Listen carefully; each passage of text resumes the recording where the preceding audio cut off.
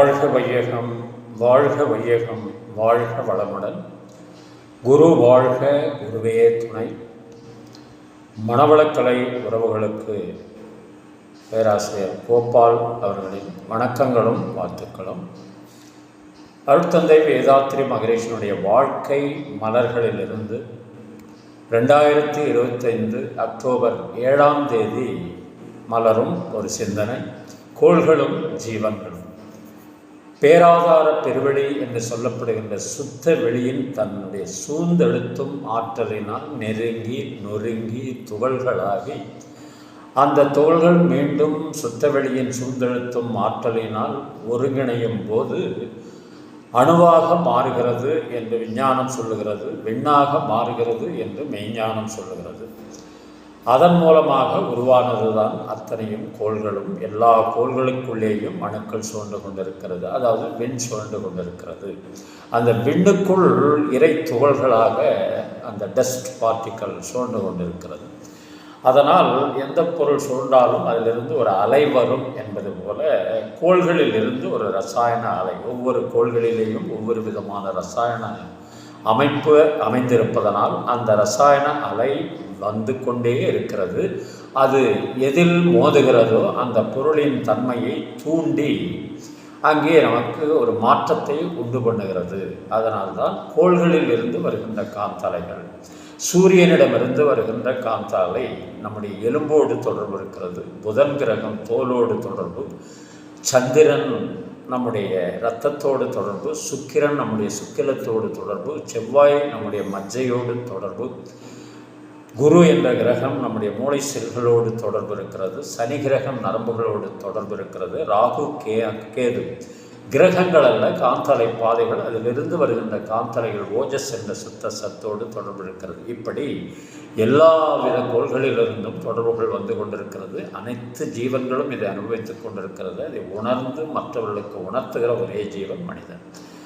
ஆக இது சூரியனை மையப்படுத்தி எல்லா கோள்களும் சுழன்று வரும்போது ஒரு நேரத்தில் அருகாமையிலும் இன்னும் சில நேரங்களில் வெகு தொலைவிலேயும், அதாவது ஒரு 10 கோடி தூரவில் சுழன்று கொண்டிருக்கிறது என்று சொன்னால் அடுத்த நாள் அடுத்த மாதத்தில் என்ன ஆகும்னா ஒரு 20 கோடி மைல் தூரத்தில் கூட சுற்றுவதற்கு வாய்ப்பு இருக்கிறது. அப்படி சுற்றும்போது நமக்கு அருகாமையில் அதனுடைய அலைகள் வரும்போது சில ரசாயன மாற்றங்களும், தொலைவில் இருக்கிற போது சில லேசான ரசாயன மாற்றங்களும் நிகழ்ந்தே தீரும். ஆகவே எல்லா கோள்களிலிருந்தும் வருகின்ற காந்தலைகள் மனிதனுடைய உடலுக்கும் உறுப்புகளுக்கும் நேரடியான நெருங்கிய தொடர்புள்ளவை என்று உணர்த்துகிறார் வேதாத்ரி மகரிஷி.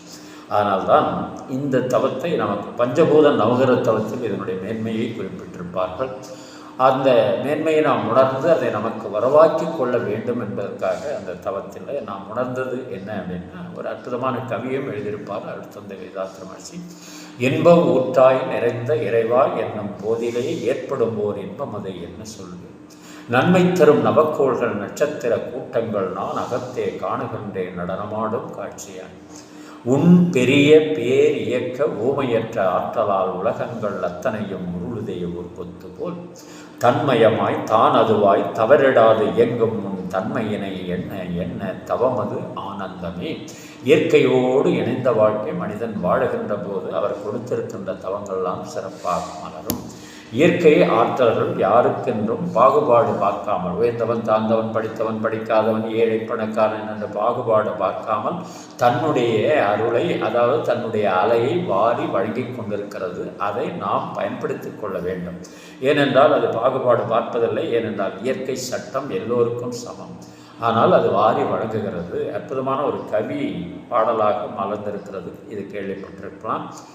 மண்குடிசை வாசவென்றால் தென்றல் வர வெறுத்திடுமா, மாலை நிலா ஏழை என்றால் வெளிச்சம் தர மறுத்திடுமா, உனக்காக ஒன்று எனக்காக ஒன்று ஒரு போதும் தெய்வம் கொடுத்ததில்லை, கொடுத்ததெல்லாம் கொடுத்தான் அவன் யாருக்காக கொடுத்தான், ஒருத்தருக்கா கொடுத்தான் இல்லை ஊருக்காக கொடுத்தான், ஒருத்தருக்கா கொடுத்தான் இல்லை ஊருக்காக ஊருக்காக கொடுத்தான் என்ற அற்புதமான ஒரு பாடலை கவிஞர் வாலியினுடைய பாடல். இயற்கையாக வருகிற ஆற்றல்களை ஐந்தறிவு விலங்கினங்கள் வரைக்கும் எந்த கட்டணமும் இல்லாமல் அனுபவித்து அதனுடைய ஆயுள் வரைக்கும் சிறப்பாக வாழ்ந்து மடிகிறது. ஆனால் மனிதன் மட்டுமே தன்னுடைய ஆயுளை பூர்த்தியாக வாழ்ந்து